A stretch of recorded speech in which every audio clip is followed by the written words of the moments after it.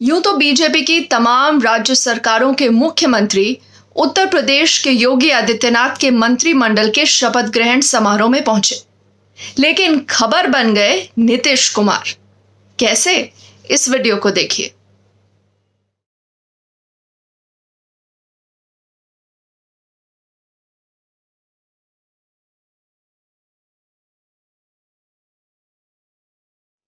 तो लखनऊ में ऐसा लगा जैसा मोदी जी के चरणों में दंडवत हो गए हैं नीतीश कुमार, जेडीयू के सुप्रीमो और बिहार के मुख्यमंत्री।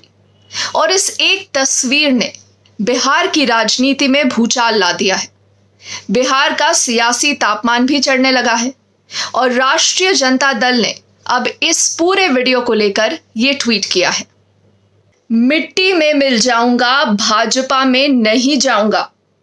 अब बस मिट्टी में लेटकर पैर पकड़ना ही बाकी बचा है। आज की तस्वीर। अब इसे कहने की जरूरत क्यों पड़ी, तो ये याद रखिए कि 2010 में पंजाब में एनडीए की एक रैली थी। मंच पर घटक दल के तौर पर मौजूद नीतीश कुमार का हाथ पकड़कर नरेंद्र मोदी आगे आए। इस तस्वीर के बाद नीतीश कुमार ने कहा था कि उनको अंदाजा ही नहीं था कि मोदी ऐसा करेंगे। इसी तस्वीर के साथ बिहार में बीजेपी ने विज्ञापन छपवाया। नीतीश कुमार नाराज हो गए। उसके बाद स्थितियां बदलती गई और अब 2022 में योगी के शपथ ग्रहण में नीतीश के अभिवादन पर आरजेडी तंज कसती है। किसी भी परिस्थिति में लौट कर जाने का प्रश्न नहीं पैदा होता। हम रहें या मिट्टी में मिल जाए, रहें या मिट्टी में मिल जाए, आप लोगों के साथ अब कोई समझौता भविष्य में नहीं होगा। असंभव, अब ये संभव ही नहीं है, नामुमकिन। तो बीते कुछ दिनों में बिहार की राजनीति में ऐसी कई सारी घटनाएं हुई हैं जिनको लेकर सरगर्मियां तेज हो गई हैं। हो सकता है उत्तर प्रदेश चुनाव की वजह से ये खबरें ज्यादातर दबी ही रही। मैं आपको ऐसे दो घटनाक्रम के बारे में बताती हूँ। पहला है मुकेश सहनी का पूरा एपिसोड और दूसरा वो तस्वीरें, वो वीडियो हम सब ने देखा है किस तरह बिहार के मुख्यमंत्री और विधानसभा अध्यक्ष के बीच में तीखी नोकझोंक होती है और बिहार लगातार सुर्खियों में बना रहा। बिहार सरकार में मंत्री और विकासशील इंसान पार्टी के मुखिया मुकेश सहनी को बीजेपी ने बड़ा झटका दिया है। बीजेपी ने वीआईपी के तीनों विधायकों को तोड़कर अपनी पार्टी में शामिल कर लिया। अपनी पार्टी में ही सहनी अब अकेले पड़ चुके हैं। बावजूद इसके वो मंत्रिमंडल से इस्तीफा देने को तैयार नहीं। सहनी साफ साफ कहते हैं कि मंत्रिमंडल में रखना या हटाना ये मुख्यमंत्री का विशेष अधिकार है और नीतीश जो भी फैसला लेंगे उन्हें वो मंजूर होगा। कुछ दिन पहले बिहार की विधानसभा में क्या हुआ, इस पर भी अब नजर डालते हैं।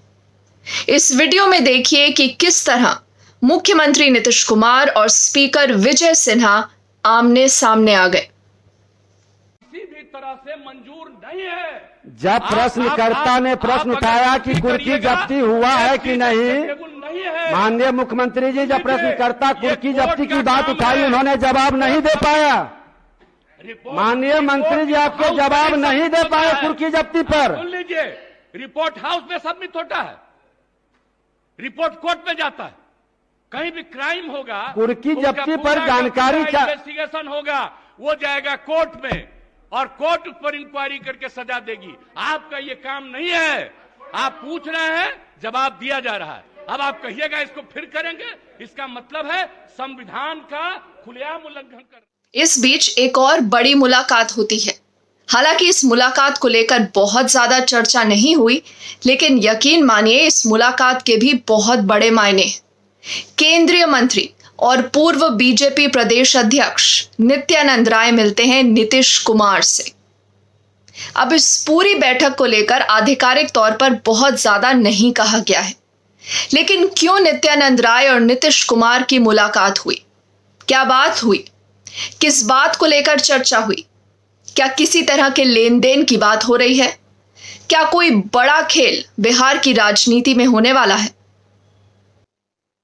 आप सब ये जानते हैं कि आने वाले कुछ समय में राष्ट्रपति के लिए चुनाव होना है। अब कयास ये लग रहे हैं कि नीतीश कुमार चाहते हैं कि बीजेपी उनको राष्ट्रपति पद का उम्मीदवार घोषित करे और इसके लिए वो बीजेपी को मनाने की लगातार कोशिश कर रहे हैं। लेकिन मामला अभी थोड़ा फंसा हुआ है। बीजेपी के कई सूत्र ये बताते हैं कि राष्ट्रपति तो नहीं, लेकिन उपराष्ट्रपति पद के लिए नीतीश कुमार को उम्मीदवार बनाया जा सकता है। तो नीतीश कुमार के इस दंडवत में क्या राज छुपा है? क्योंकि देखिए, नीतीश कुमार एक ऐसे नेता हैं जो बिना सोचे समझे कभी कुछ ना कहते हैं ना करते, बहुत कैलकुलेटेड है। तो ऐसे में सवाल तो ये उठेगा ही कि क्यों वो नरेंद्र मोदी के सामने दंडवत हुए। क्या वजह थी? क्या कोई मजबूरी है? क्या इसके पीछे की कहानी है, या ये सब एक छलावा है? साल 2014 के लोकसभा चुनाव से ठीक पहले नीतीश कुमार एनडीए से केवल पीएम नरेंद्र मोदी के नाम पर ही अलग हुए थे। नीतीश ने चुनाव प्रचार के दौरान यहां तक कहा कि उनमें प्रधानमंत्री बनने के ज्यादा गुण हैं, क्योंकि वो केंद्र में मंत्री भी रह चुके हैं। हालांकि नीतीश का ये दाव उल्टा पड़ गया। जेडीयू बिहार में केवल 2 लोकसभा सीटों पर सिमट गई और इसके बाद आरजेडी और कांग्रेस के साथ मिलकर नीतीश कुमार ने 2015 के बिहार विधानसभा चुनाव में नरेंद्र मोदी की अगुवाई वाले एनडीए को जोरदार पटखनी दी। हालांकि करीब 1.5 साल बाद नीतीश एक बार दोबारा प्रधानमंत्री नरेंद्र मोदी के साथ आ गए। कहा जाता है कि नीतीश कुमार राजनीति के कंप्यूटर हैं। एक एक कदम तोल मोल के उठाते हैं, मौसमी नफा नुकसान का पूरा ऑडिट करते हैं। तो इस दंडवत के पीछे आखिरकार क्या राज है? राजनीति में कई बार तस्वीर पूरा सच नहीं होती, लेकिन इतना तो सच है दोस्तों कि बिहार की राजनीति में कुछ ना कुछ होने वाला है, कुछ बड़ा होने वाला है। क्या करेंगे नीतीश कुमार और क्या करेगी भाजपा, इस पर लगातार हमारी निगाहें बनी रहेंगी। अगर आपने अभी तक मेरे YouTube चैनल को सब्सक्राइब नहीं किया है तो YouTube पर जाकर जरूर news that you don't get को सब्सक्राइब करिएगा और इस वीडियो को अपने ज्यादा से ज्यादा दोस्तों, अपने परिवार के साथ शेयर करिएगा और मुझे कमेंट सेक्शन में जरूर बताइएगा कि आप इस पूरी राजनीतिक उठापटक को किस तरह देखते हैं बिहार में। कमेंट सेक्शन में मुझे अपना फीडबैक भी दीजिएगा और कौन से ऐसे इश्यूज हैं, कौन से ऐसे विषय हैं जिस पर आप चाहते हैं कि हम बात करें। For the moment, thank you.